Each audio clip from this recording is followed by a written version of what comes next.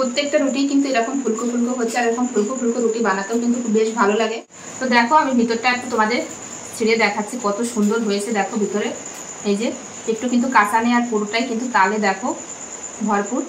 বন্ধুরা তোমাদের সবাইকে অনেক অনেক স্বাগত জানাই বন্যা রান্নাঘরে। আজকে আমি তোমাদের সঙ্গে শেয়ার করবো একদম ফুলকো ফুলকো হচ্ছে পাকা তালের রুটি। তো এই তালের সিজনে যদি পাকা তালের রুটি খাওয়া না হয় তাহলে কিন্তু খুবই মিস করবে, আর রুটি কিন্তু খুবই ভালো লাগে পাকা তালের, সেটা তো প্রথম থেকে শেষ পর্যন্ত দেখতে থাকো। আশা করি তোমাদের অনেক অনেক ভালো লাগবে। বন্ধুরা যে সকল বন্ধুরা নতুন ফেসবুক থেকে দেখলে অবশ্যই পেজটি ফলো করবে, আর ইউটিউব থেকে দেখলে অবশ্যই চ্যানেলটি সাবস্ক্রাইব করবে। কিভাবে আমি এই পাকা তালের রুটিটা বানাই দেখতে থাকো। তার জন্য প্রথমেই লাগবে হচ্ছে পাকা তাল। পাকা তাল ছাড়া তো রুটি হবে না।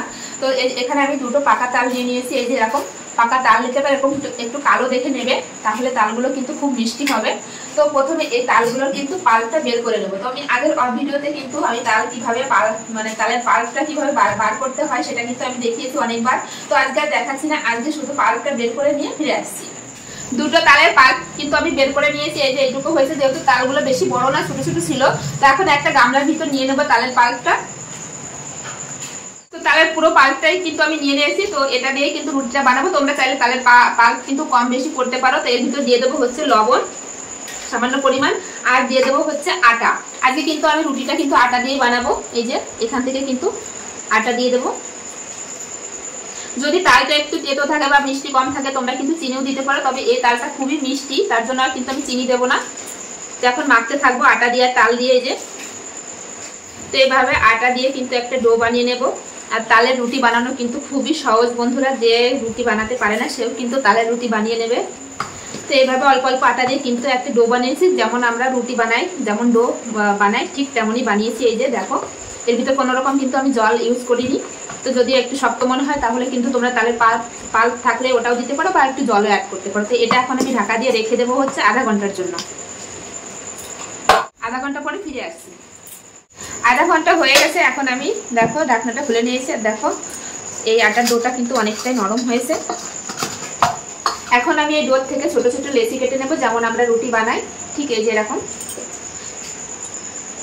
নিয়ে যেরকম গোল করে নিয়েছি, নিয়ে কিন্তু আটার ভিতর দিয়ে একটু আটা দিয়ে কিন্তু বেলে নেব রুটিটা।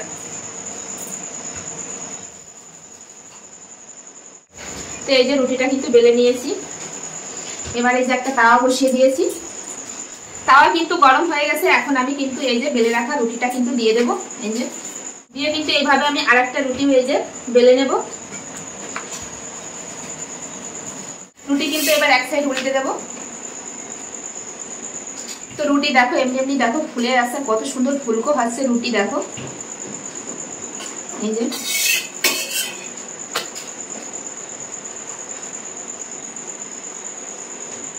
তো দেখো রুটিটা একদম কিন্তু কত সুন্দর ভাবে ফুলেছে। এই যে একটা রুটি কিন্তু এই যে আমি ভেজে নিয়েছি। প্রত্যেকটা রুটি কিন্তু ফুলবে এরকম। তো তার জন্য যে তাওয়ার ভিতর যে একটু এই যে আটা আছে সেটা কিন্তু এরকম মুছে ফেলতে হবে। ফেলে কিন্তু আবার যে আমি রুটিটা বেলে রেখেছিলাম সেই রুটিটা কিন্তু দিয়ে দেবো। এই যে আবারও এই যে একটা রুটি কিন্তু আমি বেলে নিচ্ছি। এই রুটিটাও কিন্তু আমি উল্টে দেবো। তোমরা চাইলে কিন্তু তাওয়ার পরেও কিন্তু রুটিটা ভেজে নিতে পারো। আমি তাওয়ার থেকে যে গ্যাসের উপর দিয়ে দেবো, তাহলে রুটিটা কিন্তু আরো বেশি ফুলবে। এই দেখো রুটিটা কত সুন্দর ফুলছে, একদম ফুলকো ফুলকো রুটি।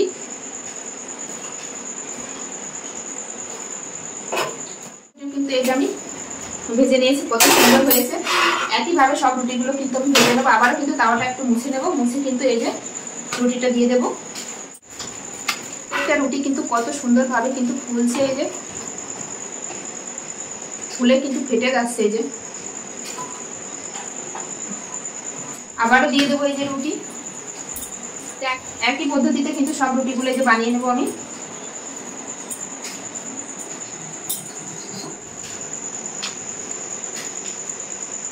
প্রত্যেকটা রুটি দেখো কত সুন্দর ভাবে কিন্তু ফুলছে, ফুলে এই সাইড থেকে কিন্তু ফেটে যাচ্ছে।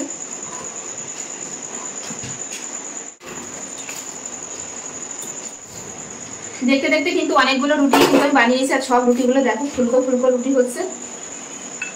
এই যে বানাচ্ছি, তো দেখো সব রুটিগুলোই কিন্তু একদম ফুলকো। তো তোমরাও কিন্তু বাড়িতে একবার এইভাবে ট্রাই করতে পারো, এরকম ফুলকো ফুলকো রুটি হবে, তালের রুটি, পাকা তালের রুটি। এটা কিন্তু আর কিছুই লাগবে না, এমনি শুধুই। দেখতে দেখতে কিন্তু সব রুটিগুলো আমি বানিয়ে নিয়েছি। কত সুন্দর হয়েছে দেখো রুটিগুলো। আর এই একটা রুটি কিন্তু বানালে হয়ে যায়।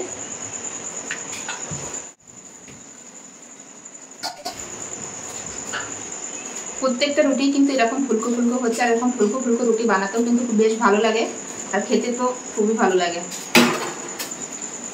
কিন্তু বানানো শেষ। এই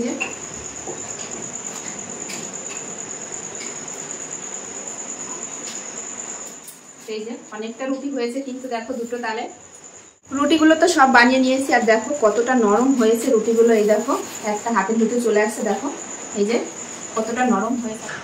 তো দেখো আমি ভিতরটা একটু তোমাদের ছিঁড়ে দেখাচ্ছি কত সুন্দর হয়েছে। দেখো ভিতরে এই যে একটু কিন্তু কাঁচা নেই, আর পুরোটাই কিন্তু তালে দেখো ভরপুর। তো কেমন লাগলো আজকের এই রেসিপি পাকা তালের রুটি? অবশ্য কমেন্টে জানাবে বন্ধুরা। ভালো লাগলে অবশ্যই লাইক কমেন্ট শেয়ার করবে, শেয়ার করে কিন্তু নতুন বন্ধুদের দেখার সুযোগ করে দেবে। এরকম নিত্য নতুন ভিডিও দেখতে হলে অবশ্যই বন্যা রান্নাঘর চ্যানেলটি সাবস্ক্রাইব করবে, আর যারা ফেসবুক থেকে দেখবে তারা পেজটি ফলো করবে। আর দেখো কতগুলো রুটি হয়েছে, এই যে কতটা নরম হয়েছে, একদম নরম ফুলকো ফুলকো রুটি। তো চলো বন্ধুরা, ভিডিওটা আর বেশি বড় করছি না, এখানেই শেষ করছি। আবার দেখা হচ্ছে নতুন কোনো রেসিপির সঙ্গে। সবাই ভালো থেকো, সুস্থ থেকো, ফিরে আসছি নতুন কোনো রেসিপির সঙ্গে। বাই।